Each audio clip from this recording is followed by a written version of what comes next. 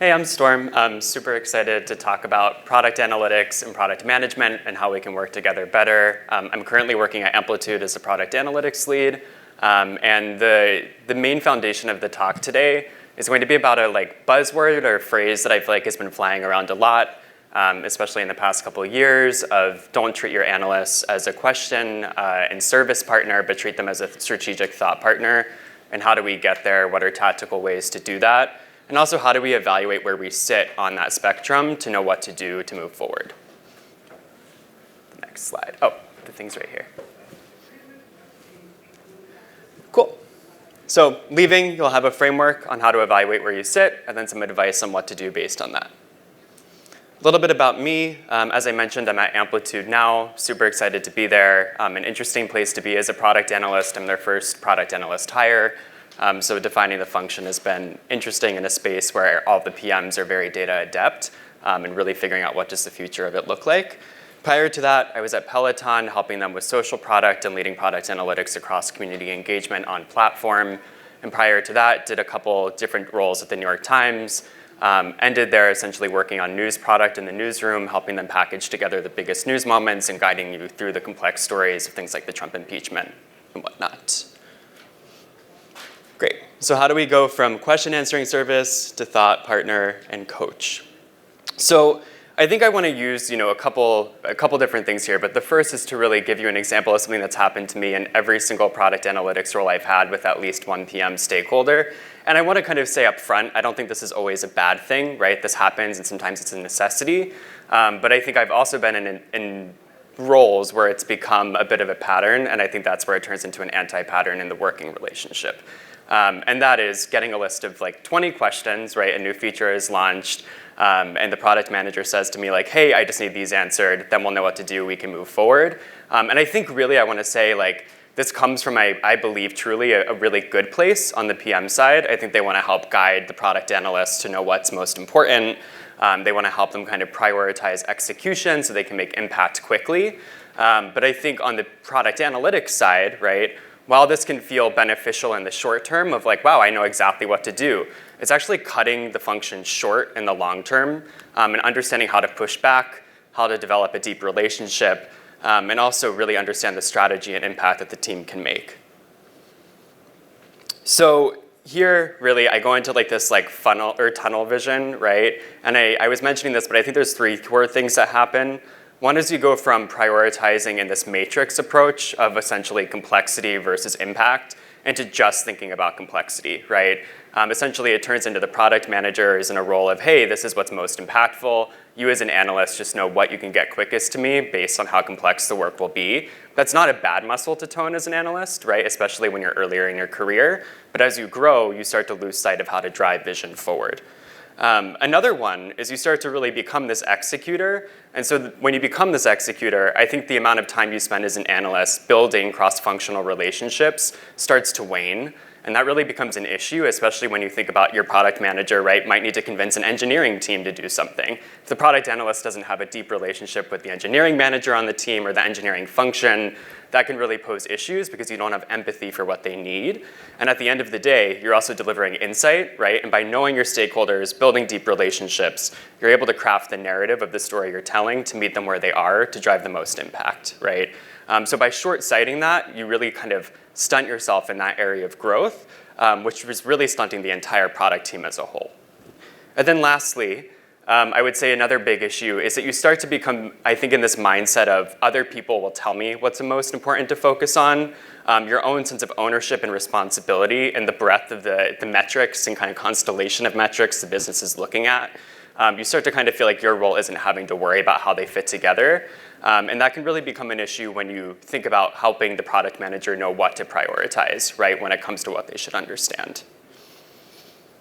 So to put this into what we'll move towards, which is the value complexity framework, which I'm sure a lot of folks here have seen before, really what you turn into as a PM in this kind of answer 20 questions, very tunnel vision mode, is you're looking on this one axis, right? And you start taking those 20 questions and just stacking them against one another from high complexity to low complexity. If I were the analyst, I would start at low complexity and move upwards because you're great, I'm answering a lot of things, right?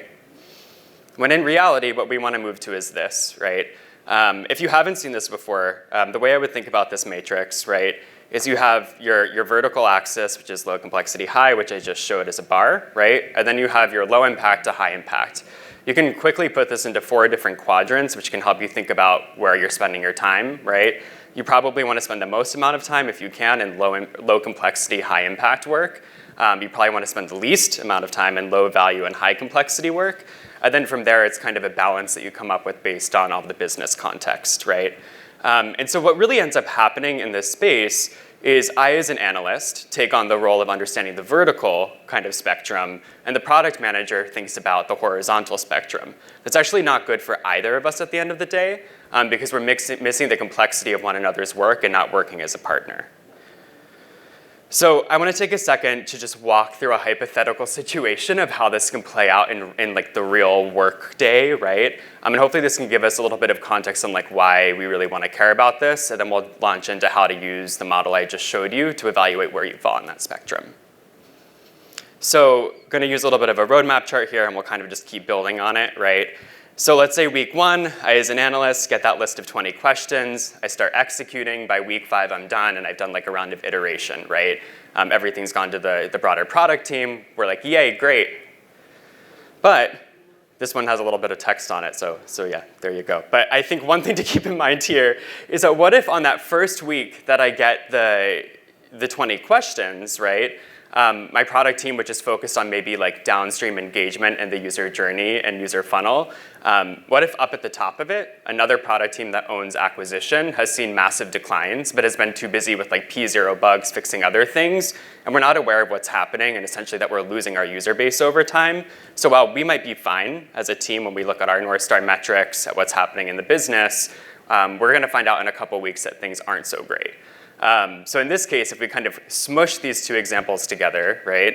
Week 5, I deliver my insights as an analyst, but then my PM comes running to me and is like, our North Star is down, leadership is asking why. I look and I see, oh, I never looked at this part of the funnel. Oh my gosh, there's something going on here. I need to investigate. I need to work with the other product team. I don't have a relationship with them really because I've been working as a service. And we're really set behind.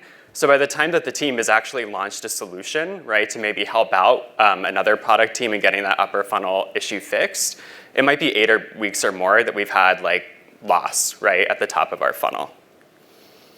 Meanwhile, if we switch the dynamic over to me being more of a thought partner, right, I probably coming into getting that list of 20 questions have already talked to analysts on that team, have a sense of their roadmap, right, have a sense of the metrics they care about. I might be involved in the process of metrics trackers and metrics reviews with leadership where I have a sense of what's happening in the broader business.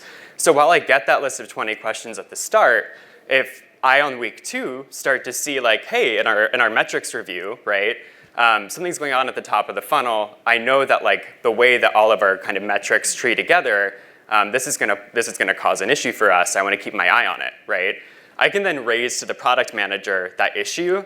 They can take ownership, and we together can partner together to solve for this.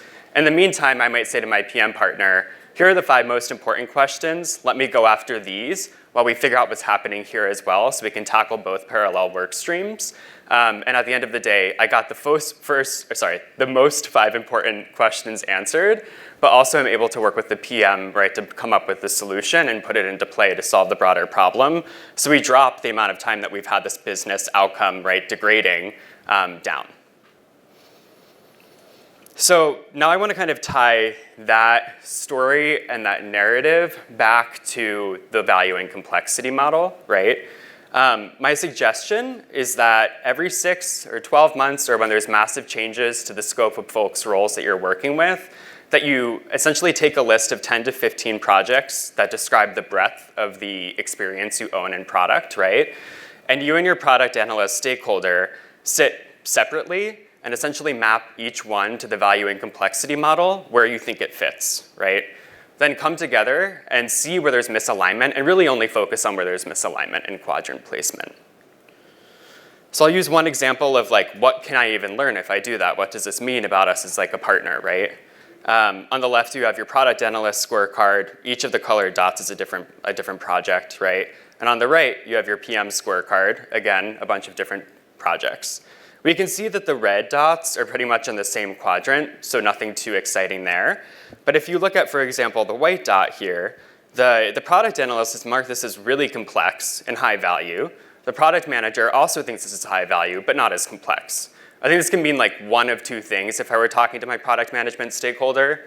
One, either maybe my methods as an analyst are more like prone towards accuracy than they need to be for the question at hand, or our data platform might not be in a state for this like specific area of data that the PM thinks it might be in, right? And so this allows us to start diagnosing like why do we have this misalignment on how important and how hard this project will be. And this can play out as you see the different misalignments in the different quadrants, right? I'm gonna move ahead so there's time for questions, but essentially here, if you take a screenshot or if you look at the presentation after, what I've done is there's 4 different grids here, right? And the blue dot in each grid is where the product manager placed their dot, and then the text is if the analyst placed their dot in that quadrant. And essentially the idea is what can you learn, and what might be a high-level diagnosis of the issue at hand, and what you're experiencing in your relationship, and how can you potentially move forward from there. Great. So if at the end of the day you do this and you see almost all of our like projects where we place them are completely misaligned, then bringing this back to the like what is the analyst as service versus strategic thought partner spectrum, I would say you might be, my hypothesis is that you might be operating more as treating your analyst as a service partner, right? If they don't have an understanding of where y'all fit on these grids with the work that you're doing. Whereas if you have pretty much perfect alignment, you're probably working very closely together and have a deep relationship, right? And know how to like prioritize work together and in partnership. So if you're on that like working as like a strategic partner end of the spectrum, like congratulations, that's great.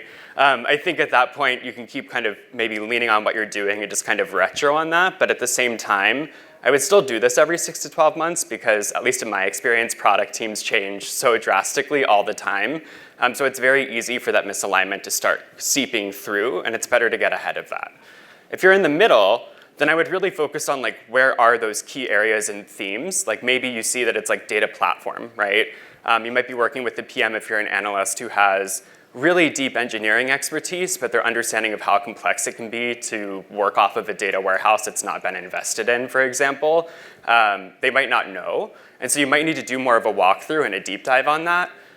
You also might be in a situation where you're working with an analyst who's not really like dealt with like super complex strategy or broader strategy for a team before, and they really need more hand-holding through that and coaching to feel like they know how their work impacts and relates to it.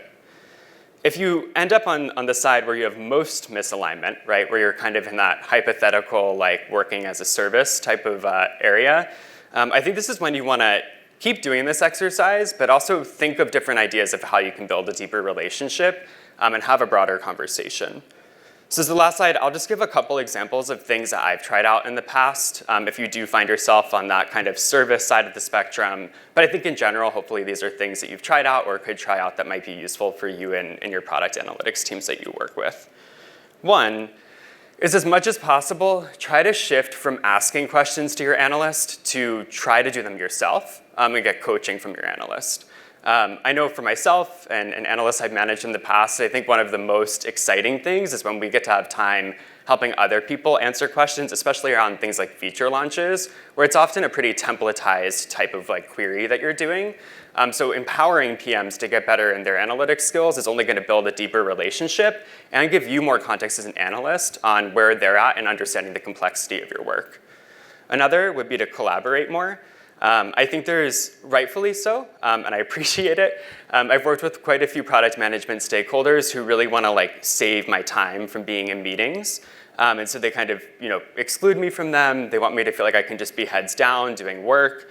But at the end of the day, a lot of those meetings are often the time that I actually learn the most about how to message my analysis, what assumptions are being made across stakeholders, and how to really narrate my story to really help drive impact. So I would over-invite, right, and encourage analysts to speak with a PM around, hey, maybe we stop attending this meeting, maybe it's not useful. But I think that helps them feel included and like they're a part of the team and can really make impact. Another would be measurement, right? I'm sure we're all measuring a lot of things, but something that I've been trying to get better at measuring is the amount of time I spend or the amount of instances where I'm dealing with like a metric fire that was unexpected, that no one had their eyes on or could capture. I think ideally you want to see this go down over time as you become closer and closer with your PM stakeholder, as a good sign that you know what you should be looking at, what can be impacting your area of the business. Lastly, would be prioritization. I think like empowering, right, your analyst to spend time building frameworks, working with other teams, getting a higher level sense of the business is only going to come back for you as a product management stakeholder, and empower you to have a stronger team because you have someone who's an expert in not just their area and their product area, but is an expert in the broader business as well. And I think that's where coaching really comes into play because that's what allows an analyst to have the free time to do that, right? And then lastly, connect, and that kind of goes with the one right before that, which is essentially just make sure that you're like having them do cross-functional projects because that learning influence will really come back to your team and empower you forward. Cool, that's it.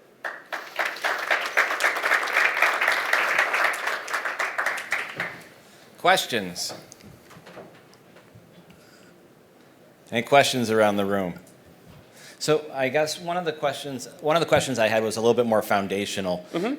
So we're talking about improving the relationship between product manager and product analyst. For a lot of the product managers in the room, how would you define the role of a product analyst, the sphere of influence, the ideal sphere of influence a product analyst should have, or on a day-to-day or longer-term basis? Yeah, that's a great question. So I think it can really depend on the business and the product team and how teams are structured. So that's one thing to start with. That makes it a little complex to have a simple answer there. But I think one thing that I've noticed, right, is there's a tendency to leverage product analysts as someone to help you understand the immediate performance and health of your product, rather than working with an analyst to help them be someone who really drives frameworks for the business, and understands how your team is relating to them at a given point in time. So I think I view really the ideal kind of product analyst role as one where you're really a strategic thought partner. You're a coach when it comes to thinking about how did this feature launch go, what is a simple experiment design, and you're really spending the majority of your time thinking about like, hey, what is our activation loop? When do we know that someone actually is habituated to this area of our product, right? Much broader questions that don't speak to the immediate, hey, which button choice was better here, right? I think that's how you can kind of separate out the work that they're doing to drive the most impact, because I think that helps you become more proactive in the nature of the work that you do as an analyst versus reactive, right? And I think that's really what you want to get to. Awesome. Any other questions? No? All right. Thank you very much. Thanks. Thank you.